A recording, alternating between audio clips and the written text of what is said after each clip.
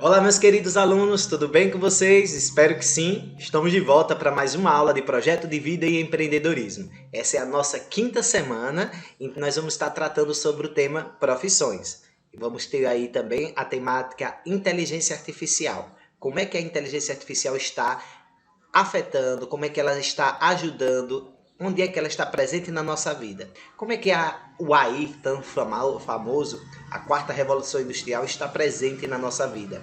E como ela também vai auxiliar nas escolhas das nossas profissões do futuro. Vamos ficar atentos e prestar atenção nas dicas e nas próximas aulas nós vamos começar a trabalhar também no formato de lives, onde convidados vão dar continuidade à temática profissões, sendo que vocês vão estar interagindo com a gente em tempo real, mandando suas dúvidas antecipadamente, de acordo com a temática, e ao mesmo tempo sugerindo novas temáticas e fazendo esse debate, essa conversa, perto a perto com os professores e convidados para poder auxiliar você sobre quais caminhos trilhar daqui para frente e fazer uma escolha mais consciente. Venham comigo e vamos juntos agora conhecer um pouquinho mais sobre a inteligência artificial e como ela vai impactar no mercado de trabalho. A inteligência artificial, ela está muito presente no nosso dia a dia. Se você fizer qualquer pesquisa no seu celular e quando você recebe de volta sobre aquela determinada pesquisa vários anúncios falando sobre aquele mesmo produto que você pesquisou, aquilo ali nada mais é do que a inteligência artificial trabalhando, porque ela descobre o perfil de cada pessoa através das pesquisas que ela faz em qualquer software, em qualquer computador, em qualquer celular. Então, quando você recebe anúncios sobre algo que você gosta e se identifica, não pense que foi aleatório. Ali foram a inteligência artificial trabalhando e a tecnologia presente na sua vida. Isso é só apenas um exemplo do que a gente vê a inteligência artificial trabalhando todos os dias. Mas nós temos várias situações em que a inteligência artificial está presente. Nós vamos ter agora, por exemplo, na pandemia, um mercado gigantesco que cresceu até nas pequenas cidades. Por exemplo, os aplicativos que hoje não precisam ter mais lojas físicas. Quantas pessoas hoje viraram empreendedores e que hoje comercializam seus próprios produtos dentro de sua casa? Quantas, hein? Quase, acho que muitos de vocês que estão assistindo a aula devem estar se enquadrando nesse perfil. Por quê? Porque as lojas físicas hoje, elas não vão ser realmente necessárias para determinados mercados, para determinados produtos. Muitos dos produtos vão ser digitais, as vendas serão online, isso já está ocorrendo em muitos países e nas grandes metrópoles. E chegaram também nas pequenas cidades, nos pequenos locais, como no caso nos interiores como que nós moramos. E várias profissões com isso foram surgindo, como no caso motoristas de aplicativos, profissionais de marketing que trabalham com vendas de produtos, de ideias, usando os seus aplicativos, influencers digitais que usam sua empresa, que é a sua própria página, para divulgar produtos de outras pessoas como seus próprios produtos. Então são várias as profissões que estão surgindo com essa nova realidade e outras que estão sendo aprimoradas. Olha eu aqui, professor, trabalhando com vocês de forma virtual.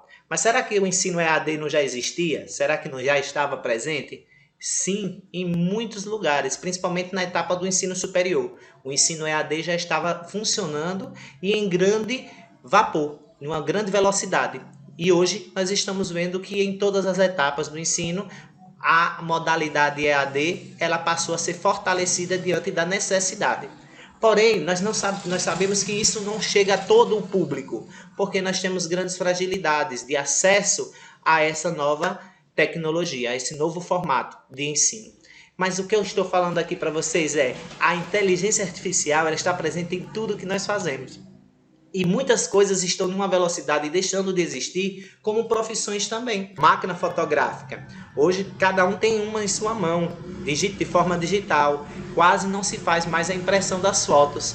Como antes nós tínhamos os nossos álbuns impressos em casa. Boa parte das pessoas acabam tendo esses arquivos de forma digital e não faz muito mais a impressão como era antes.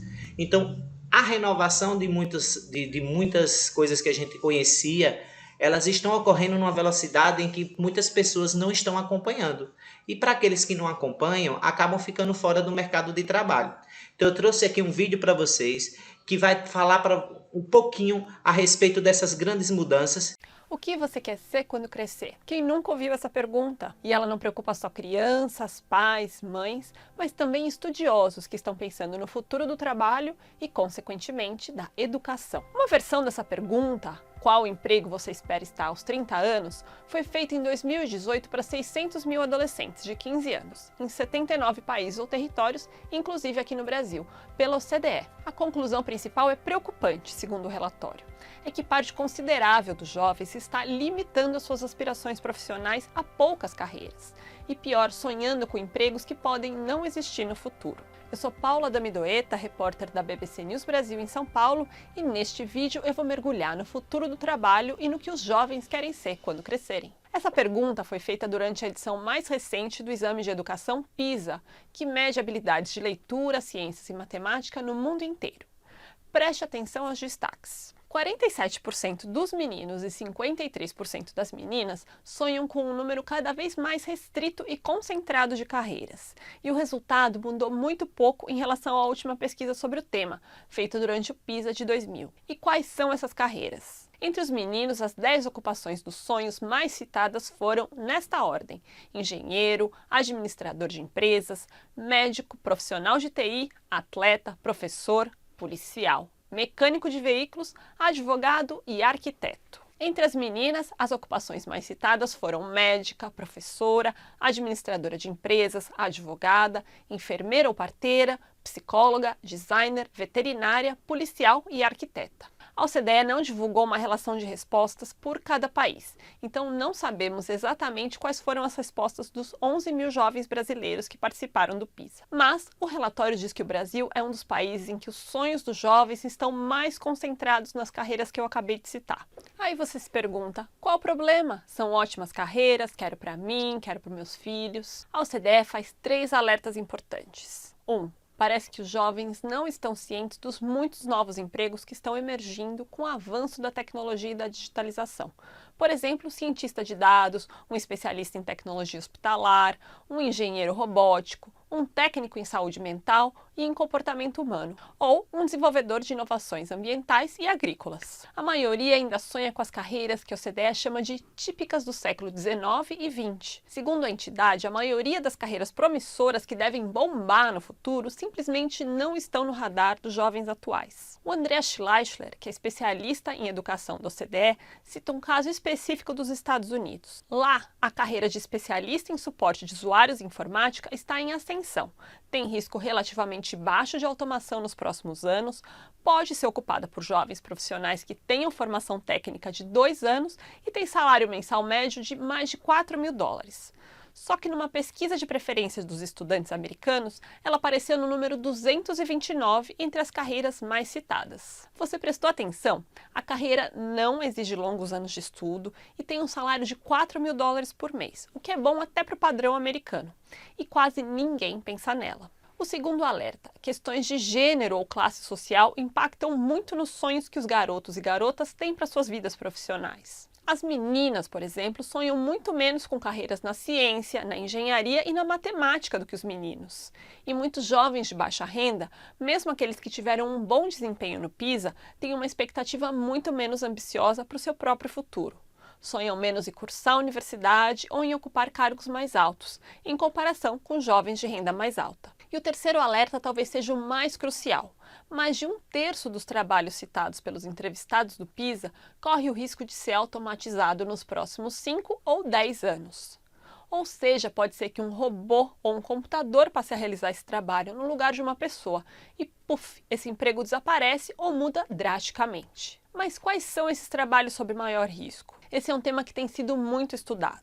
O relatório Futuro do Emprego, do Fórum Econômico Mundial, lista algumas das funções que podem ser em breve, ao menos parcialmente, substituídas por robôs, drones ou algoritmos. Por exemplo, contadores, advogados, mecânicos, motoristas de veículos, trabalhadores de fábricas, gerentes administrativos, caixas de loja, auditores e bancários. Um drone passa a fazer a entrega, um programa pode cuidar da contabilidade e a inteligência artificial pode dar uma assessoria jurídica. jurídica. Não é que a gente vai deixar de precisar de motoristas, contadores e advogados, por exemplo, mas é provável que haja um espaço para um número menor deles. Isso, é claro, varia muito de país para país. O Brasil, país em desenvolvimento com uma força de trabalho menos qualificada, está sob risco ainda maior. Um levantamento feito no ano passado, antes mesmo da pandemia, pela consultoria iDados, calculou que 52 milhões de empregos no Brasil podem ser substituídos por máquinas daqui a 10 ou 20 anos. Isso equivale a mais ou menos a metade dos empregos formais no Brasil. Motoristas, cobradores e balconistas figuravam no topo da lista de postos ameaçados de extinção. Essas tendências devem ser aceleradas pela crise atual do novo coronavírus. Os jovens, por sinal, são desproporcionalmente mais afetados pela crise, porque têm menos experiência e costumam ocupar empregos mais precários. E é claro, porque é muito duro entrar no mercado de trabalho justamente no meio de uma crise. Em geral, as profissões mais sob risco são aquelas que demandam menos criatividade, menos originalidade e que não exigem alta qualificação nem habilidades emocionais, ou seja, independem daquela interação humana que a máquina ainda tem muita dificuldade em substituir. Tá ficando deprimido com o futuro profissional do seu filho ou com o seu próprio futuro? Calma, que tem algumas luzes no fim do túnel. Eu vou voltar para aquele relatório do futuro do trabalho.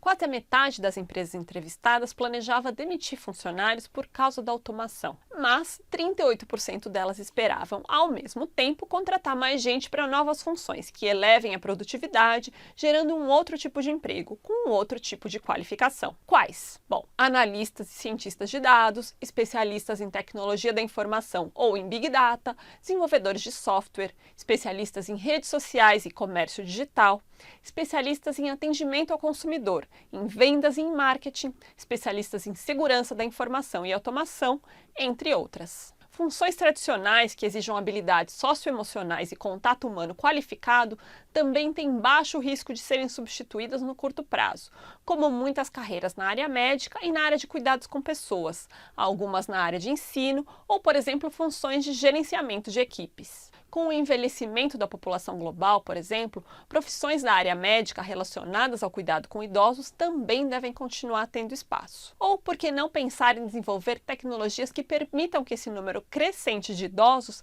tenha uma melhor qualidade de vida? Depois desta pandemia, aliás, muitos especialistas acham que a área de saúde em geral vai ter que ganhar mais atenção e investimentos de governos e de empresas. E o que escolas e empresas podem fazer para aproximar a juventude dessas novas profissões? Muita coisa. Uma delas é dar acesso a aconselhamento vocacional mais qualificado.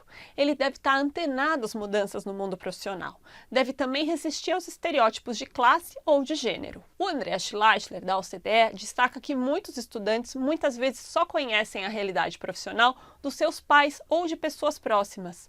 Como que eles vão sonhar em ser programadores de informática, por exemplo, se não têm ideia de como é que é esse trabalho? Portanto, é importante que esses jovens tenham acesso também a, lógico, depois da pandemia, visitas a empresas, a feiras profissionais, a conversas e palestras com profissionais do mercado de trabalho que possam contar como é que é o dia a dia, quais as qualificações necessárias para chegar lá e como o conhecimento deles é usado na prática. Você quer saber mais sobre alguma profissão? Escreve aqui que a gente vai tentar te ajudar. Eu queria saber outra coisa. O que você quer ser quando crescer? Ou se já cresceu, acha que a sua escolha foi certa? Um outro tema é que nunca é tarde para mudar de profissão, mas isso eu vou deixar para um outro vídeo. Para concluir, uma mensagem da OCDE. Agora, em plena crise, é o momento mais importante para investir nos jovens, com qualificação, mentoria, treinamento, aconselhamento, oportunidades, que é para a gente não desperdiçar a energia, a criatividade e o talento deles quando a situação econômica melhorar. Espero que as informações tenham sido úteis. Segue a BBC News Brasil no YouTube, no Facebook e no Instagram para não perder os próximos vídeos. Até mais! Quantas mudanças, é necessário ficar atento sobre essas grandes possibilidades que nós temos hoje, de acordo com esse crescimento da inteligência artificial, para buscar realmente profissões em que você não só vai estar inserido no mercado de trabalho, mas você fazendo realmente o que gosta. Vamos buscar conhecer um pouquinho mais sobre essas profissões e souber fazer suas escolhas de forma consciente, agregando o conhecimento ao prazer, ao equilíbrio emocional de saber fazer o que você gosta, como a gente viu na última aula, pode ter certeza que o mundo será pequeno para suas grandes conquistas e grandes possibilidades de trabalho. Hoje, dando continuidade também às histórias que inspiram, eu trouxe aqui o relato de um aluno, ex-aluno do colégio, que hoje é professor de matemática. Olha só que orgulho, né? Um professor de matemática que hoje está renovando as suas aulas, também usando esse novo formato, trabalhando com um programa, trabalhando com edição de vídeos, trabalhando com canal no YouTube, onde várias pessoas têm acesso, e ele também aprimora suas práticas. São no relato do nosso querido ex-aluno Eduardo. Olá pessoal, tudo bem com vocês? Me chamo Eduardo Santos, fui convidado pelo professor Alvinho para contar um pouquinho, trocar uma ideia com vocês sobre minha história de vida. Tudo bem? Então, nesse momento, eu quero falar para vocês que, primeiro, se você está indeciso, se deve estudar ou não, tem um direcionamento, estude, pois essa é a certeza que vai dar certo, certo? Mas por que eu estou falando isso? Porque se hoje eu sou o que eu sou, é porque eu fiz isso, é porque eu estudei, eu dediquei meu tempo, abdiquei de algumas coisas. Mas quem eu sou? Bom, como eu acredito que algumas pessoas já sabem ou já viram, mas eu sou professor de matemática, dessa linda e incrível ciência. Sou também pós-graduado em metodologia do ensino da matemática e também sou especialista em educação financeira e neurociência para docentes. Tudo bem? Bom, mas chegar até aí não foi fácil, porque teve toda uma trajetória. Tive que abdicar de diversas coisas, mas foram coisas que serviram positivamente, pois hoje eu posso contribuir com minha profissão, posso ajudar o próximo. Então, minha profissão é a melhor de todas. Eu amo o que eu faço. Então, eu acho que hoje ser professor é muito mais do que dar uma simples aula. É você ser desafiado todos os dias. É você se reinventar. É você inovar. E o que eu faço? Bom, agora nessa pandemia, que é um momento que todo mundo teve que se reinventar, eu fui lá e me reinventei também.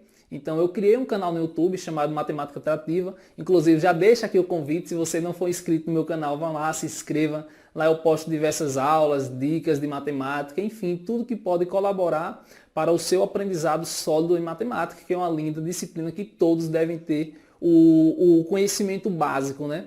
E quem quiser se aprofundar também eu aconselho muito. Pois eu me aprofundei, mas por que eu me aprofundei? Porque eu vi em pessoas que aquilo ali, aquela luz que ela me passava, eu gostava daquilo. Inclusive, uma dessas pessoas foi o professor Alvinho. Em uma certa aula no ensino médio, acho que segundo ano do ensino médio, ele dando uma aula de geometria, aquilo lá me encantou. Geometria espacial. Então, aquilo lá me encantou e eu comecei mesmo a ter um incentivo maior para cursar a licenciatura em matemática.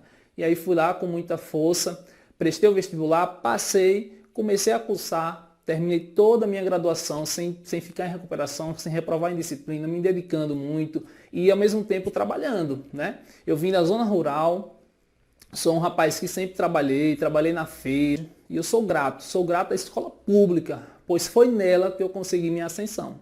Foi nela que eu vi que a educação poderia me transformar e transformar não só a mim, mas a todos que estavam ao meu redor e estão ao meu redor. Pois hoje com o meu canal no YouTube eu consigo aí acolher, consigo colaborar e ajudar muitas pessoas. Então é isso aí, gente. A profissão de matemática, a profissão de professor, ela é linda, ela é rica. Tenho certeza, se você se dedicar, querer estudar a fundo, querer conhecer, você vai se apaixonar. Pois foi assim que aconteceu comigo, foi assim que aconteceu com meus amigos, e com você não vai ser diferente. Então busque, pesquise, seja lá o que você quiser. Se você quiser ser professor, quiser ser médico, se você quiser ser advogado, enfim, independente da sua profissão, mas você tem que buscar. Vai lá, certifique-se do que você quer, se conheça, né? Você ter o autoconhecimento é muito interessante, porque aí você sabe os seus limites. Você sabe, quando você sabe onde você quer chegar, os obstáculos se tornam simples, certo? Você para de andar no escuro.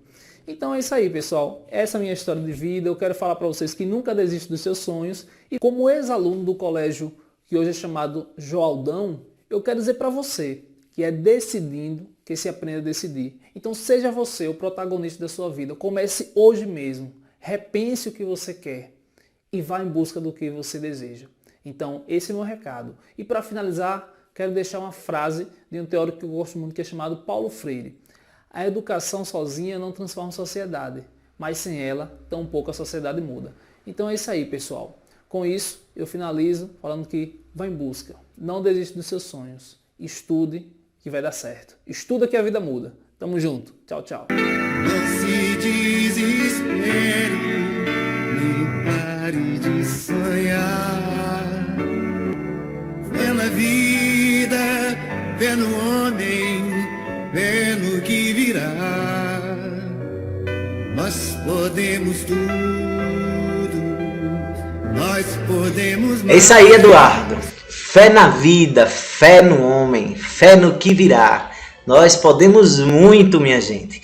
Mesmo com a inteligência artificial mudando, fazendo com que a automação do software esteja cada vez mais presente e várias profissões estão ficando cada vez mais extintas, outras estão surgindo. E a mão de obra humana, esse conhecimento que nós estamos cada vez mais aprimorando, ele jamais será colocado para trás. Sempre estaremos à frente das máquinas. Porém, precisamos equilibrar esse conhecimento com o nosso emocional, com o que gostamos de fazer, e esse equilíbrio só vai nos levar longe, levar realmente a voos cada vez maiores.